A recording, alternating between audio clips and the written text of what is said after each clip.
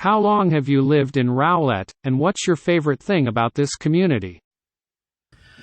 My family moved here in '91, so it's been 32 years, and probably by far the best thing I've found at this community, this city, has been the volunteer aspects. Obviously running a very large charity like I do has definitely been eye-opening for the community to get involved, and so with the blessings we've had every day, that's been probably by far the favorite I've had, is the interaction with the community and what they've done for us.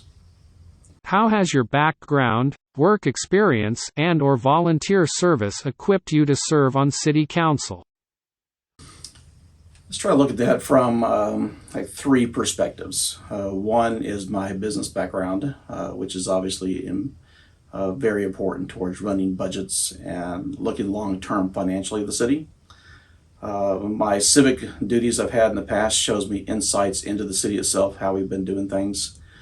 And then, of course, my volunteer aspect from, again, my organization has led me to a lot of insights to the workings of the individuals of our community and what they look for and what they're trying to get back from us. So I think that those combinations between the work and my boards and commissions I've spent learning a lot about the city itself, and then again, running the organization I have allows me that piece to get involved with the community. So I think that's got to be the insight to why I run and able to use my backgrounds to better suit the city. What are some objectives that you want to accomplish during your term in office? Survival would be one of them, obviously, with all the changes we've been having going on. Acclimate to the new council and, of course, the new city government we've got coming in. Economic development will be obviously very big. The development of a lot of new higher payer jobs would be important to me. When you try to get communications together with the city and the community, that's got to be another high one. So our current council has been doing really a better job at that. So we want to continue that part. But the larger picture is going to be economic development. And then, of course, trying to raise more, or higher, I should say, the wages for our employees. What programs would you propose to help deter criminal activity in Rowlett? I'll tell you, it is one of those things that really is probably not in my wheelhouse. I mean, we have a new police chief. I think that he's probably got his finger on that pulse. I see those kind of questions that come up, and I kind of wonder why we're looking for a candidate to answer that kind of a question, because in reality, I'm not law enforcement. I think that what we are doing today is probably about as well as we can be doing. I feel pretty confident in Chief Denning's background in trying to build a program internally that will curve. If I had anything at all, would be dealing probably with a little more of the mental health wellness and how we deal with those. But he appears to be having his finger on that as well. We've had some discussions, so I feel pretty confident he'll get that part worked out. So other than that, I can't really gauge the aspects of policy for our programs for the law enforcement. What key areas of infrastructure in Rowlett do you believe need immediate attention, and how would you propose those be addressed? The infrastructure part, I think you should really just remind ourselves that we have been working for years on infrastructure. I think probably one of the biggest questions I've had towards infrastructure has been, hey, what are you going to change? Are you going to make this change? I said, I kept telling them, just hang on a minute. They're already in the works. We really have a lot of those infrastructure plannings already in place, already funded already. I mean, I don't know that I'd have one individual. I mean, obviously, as extremes come up every day, like potholes and things like that, have to be addressed. But I think we should probably give consideration to our council in the past and our city staff that they already have millions of dollars already in place for infrastructure build outs that most of us don't know about. I have had the luxury of knowing those things, so I don't think you can really make a big change for infrastructure. They're going to work on Dow Rock Road eventually. But again, that's pre-planned things we already have. So I can't really attest to what I would work on first, because they already have these big infrastructure projects already in place already. They're either in design or development. So it's not a lot there. If given the opportunity, what changes would you recommend be made to Rowlett's comprehensive plan? Well, the comprehensive plan has been under the eyeglass now anyway. They are in the process of reevaluating that. I think the piece that I think we should remember is that even though they did that comprehensive plan initially, I think in 2011, I believe when they did that, and then revised it again later, is that I think that should just be a guidebook. Every project has to be individualized. My term on the Board of Adjustments learned and taught me is that, you know what, you can't treat every project as being the same. Though the comprehensive plan is pretty extensive on a bigger picture, if you will, for how we should build this city out, but it has been under change all the time, and we are doing it right now. So I'll look forward because I've had some input on that as well. So I could go with that as well. What items of consideration would you give to a zoning case that comes before the council? Always, you should look at the community that it's in. The long-term repercussions of making the change. What does that look like? I think before you make changes to zoning, you should look at what if the project doesn't make it? What next? Does your neighbors agree with it? I know they do their standard mail outs to get the opinions from the neighbors, but the reality of it is the long-term piece is, does it fit within the community that it's going into?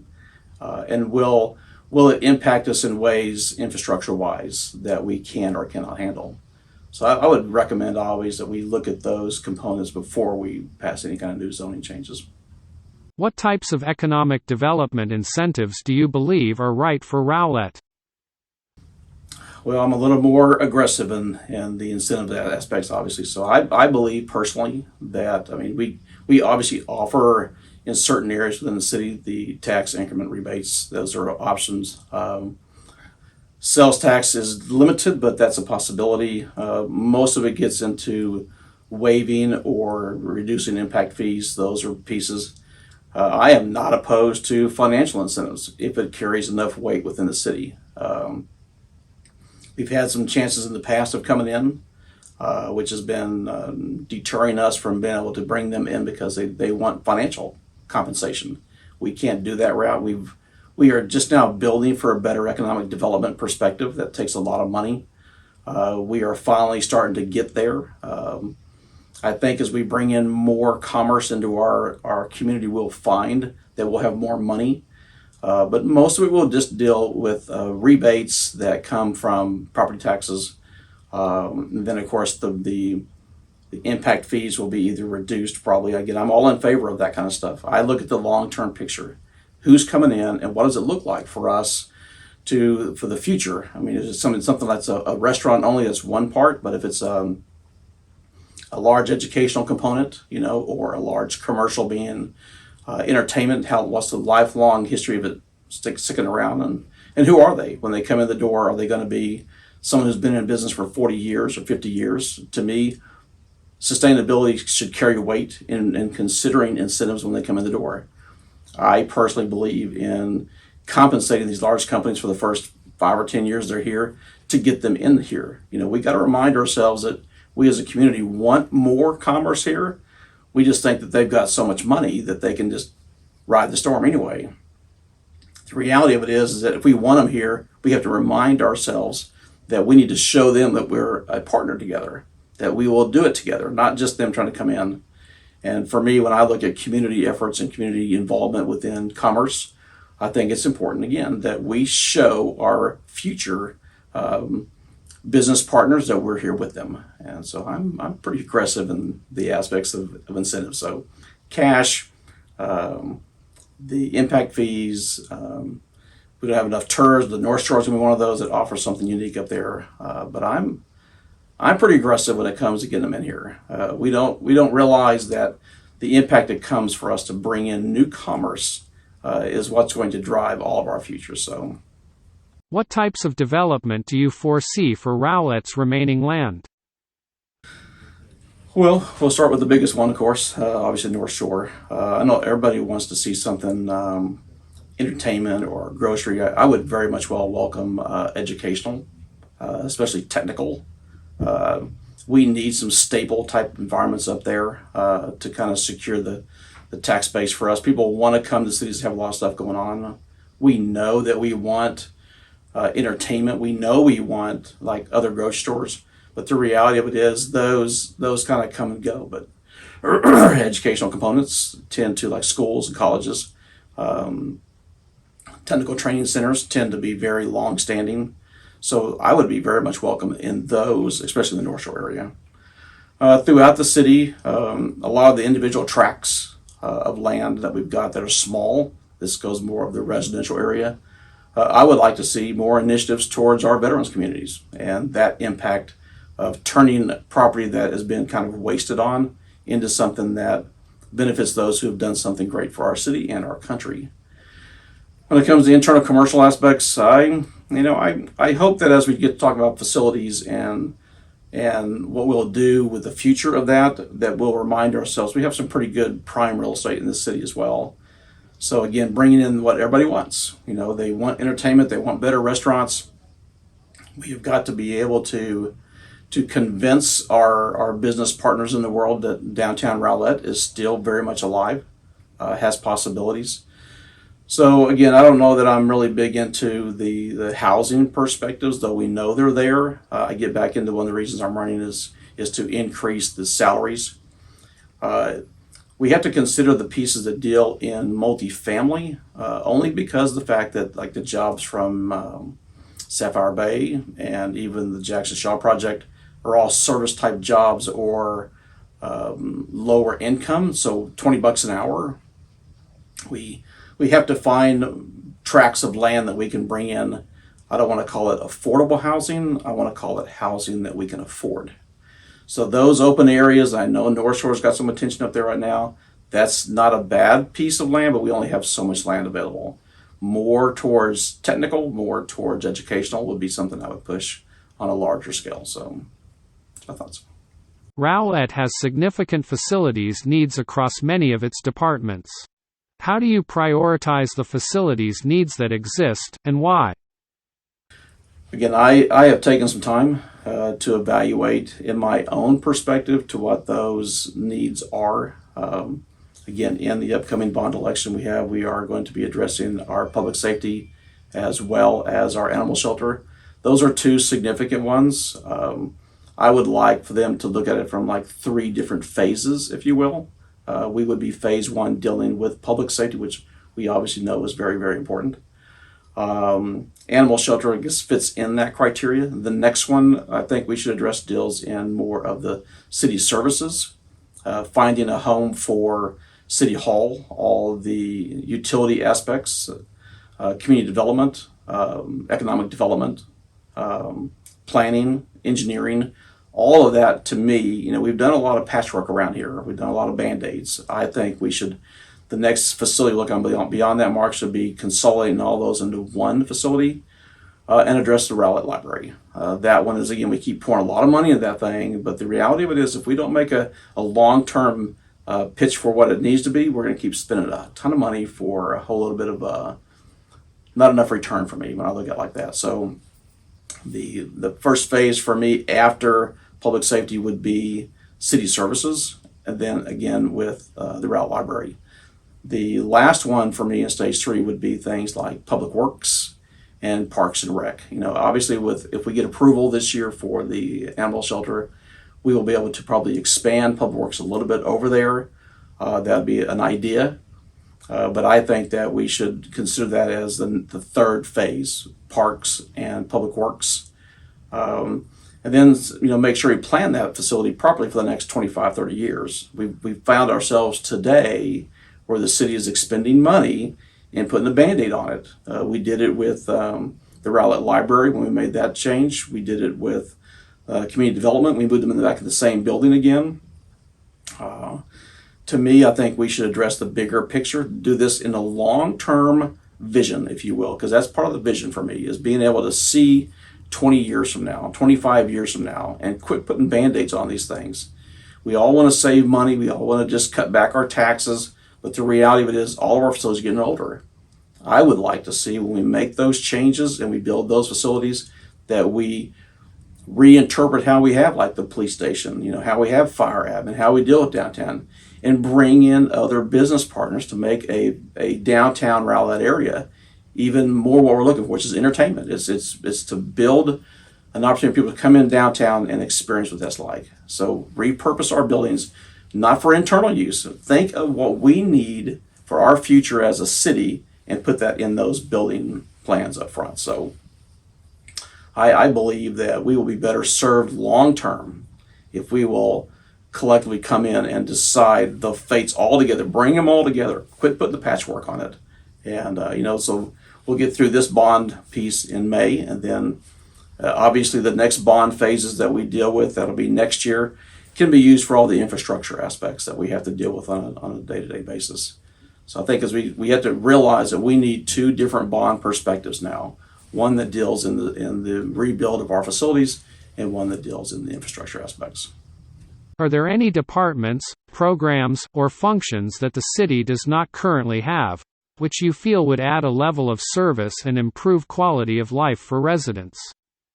Are there any departments, programs, or functions that the city currently has, which you view as unnecessary or extraneous? It's hard for me to tell today, what we don't have or what we do have. There are certain phases, I don't know that I would call them departments, programs. I mean, obviously, for what we do as a purpose for our city, mental health becomes one that we should need to look at. But that's not really a department. That's really just more of attention to that particular piece. When it comes for changing what we have that we don't need to have, I don't have enough knowledge base to go through all the different things that we as a city have. I mean, I've done a lot of interaction within this city, but I don't know all those departments that are kind of a waste. I'm sure if I get elected, I'll be able to take some more time to understand what it is we have that we really don't need. I'd like to think as a whole, our city has done very well. We all know we're very streamlined, very proficient as a whole, but with the departments themselves, I mean, public safety becomes when you just have to expand. But the reality, I can't tell you what needs to be cut because we have a bad program in place. So maybe tomorrow I'll have that. Taking into account the cost of any proposals you've already mentioned, what ideas do you have to help lessen the tax burden on residents and commercial entities in the city?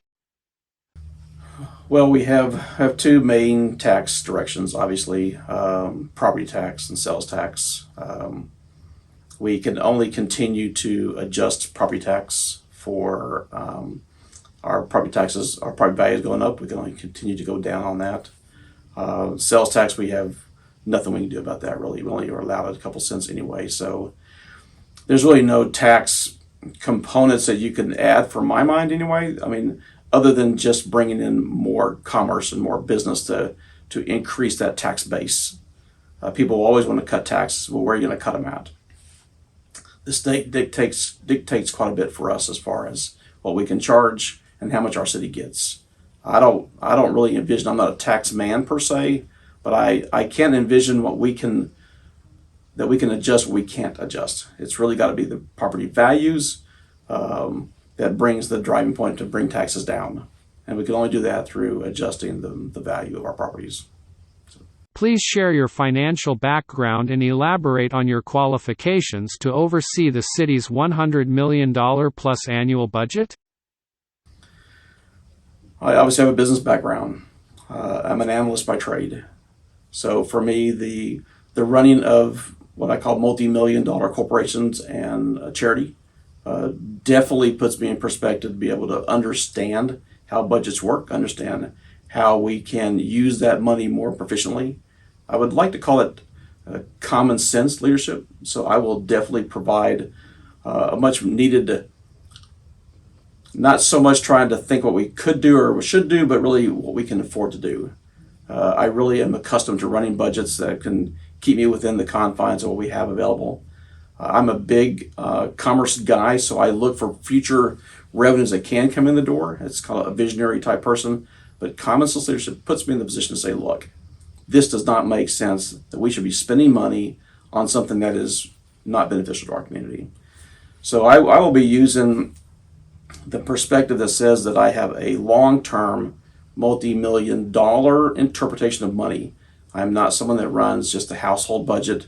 I run very large budgets, and for me, uniquely perspectives me into how do I help the city better use this money. What vision do you have for the future of Rowlett? How would you ensure that vision is implemented long-term? Well, again, we go back to commerce. That's a big one. Long term, what does that look like? Better groups of business partners to come in with us that look long term, not short term in aspects of 5 years or 10 years. I could see me wanting to bring in organizations and companies that think 30 years, 40 years, 50 years out. I really see more of we're kind of steering away from some of the bed and breakfast component, more into I would like to hope the destination we kind of talked about before, with our partners coming in. The long-term vision really is sustainable type revenues that we can get, tax bases that allow us to grow what we have to grow. Again, I can see a world of larger opportunity for us as a community to have what we want to have, and that's simply better restaurants, better entertainment, better infrastructure that goes with all that. The vision for me gets into pulling that trigger and thinking about 30 years out, not 5 years out.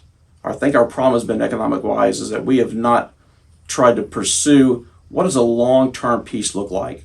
Well, that looks like incentives to a lot of companies and a lot of our partners and friends to come in to think they're going to be here for 30 years or 40 years.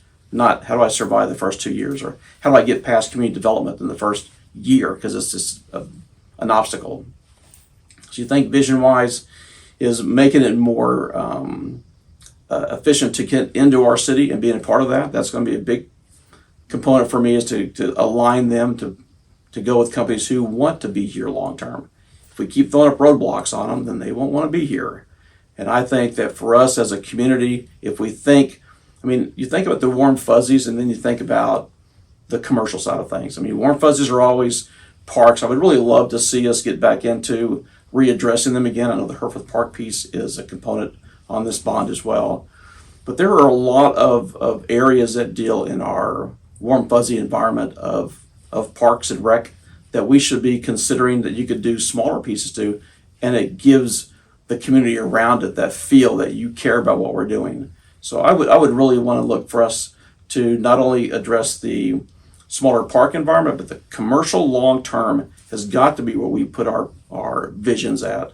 How do we raise that revenue? How do we raise the height of our interpretation for companies coming in so that they want to come out and be a part of our future? Please share any closing comments with our viewers. I would like to say that as a candidate and as a long-term resident, that I would encourage folks to look at me as a candidate because I have that long-term perspective. I have been involved here for 32 years with this city. I think that this is a moment for us to remind ourselves, how do you pick the right person to be in, and who will think about Rowlett tomorrow? I can't do anything about the past. I can only do things about tomorrow. A lot of things have been implemented already through our councils of the past, but I will be definitely a long-term vision type incentive person that says, look, I'm out for the best interest of the city today and tomorrow.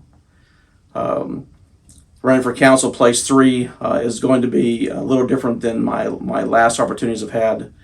But as a city council member, I think that I can make that impact. I reach out to people and I say, look, if you want to call me, then call me. That's what I want. My number is 469-569-7256. Please reach out to me. I do have a website, chrisforrowlettcouncil.com, as well as a Facebook page, which would be Chris for Rowlett Council after the Facebook part. The email address, so I'm just using my life message one today until we get past this component. Then if we get elected, we'll use something different. I would ask, come by and see me. You'll find that voting for me is someone that believes in interaction, believes in touching, believes in communicating, believes in face-to-face conversations and meetings. And I would ask and encourage you to come by and see me. Our address is at 4501 Rowlett Road. I'll be careful how I push that, but that's where I'm at. Come see me. You call me. We'll be having several meetings around the city this next couple of months. So, and I look forward to working for you. Remember that I will work for you. I'm not the guy who's going to sit back and not be proactive. I will be at every function that we have because that's what I do today. I'm a candidate of the past that has proven that I have history within our city, and I'll be the candidate for the future. So, I'm Chris Kizziar, Place 3.